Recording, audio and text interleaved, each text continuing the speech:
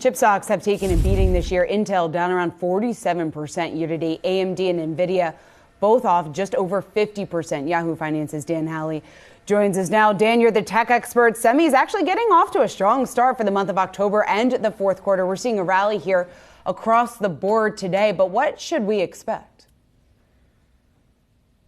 Yeah, Sean, I think what we're looking for as far as the coming quarter, obviously on the consumer side of things, how those kinds of devices will sell into the holiday season.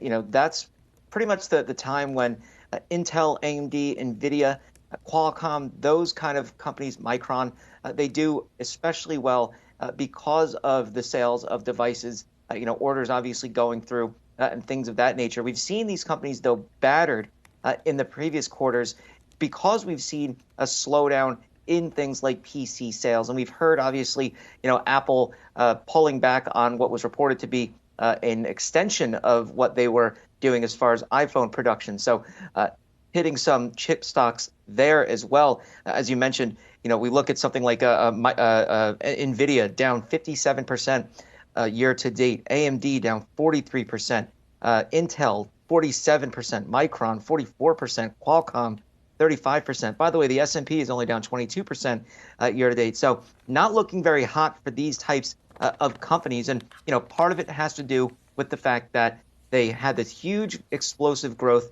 during the pandemic as a result of people buying up different pieces of electronics. NVIDIA particularly hurt because they had that kind of hangover from COVID, as well as that cryptocurrency hangover, people buying devices for mining equipment and then no longer doing that. So we've seen them have to revise in the prior quarter, revise their projections. And so, going forward, this is going to continue to be a problem for chip companies.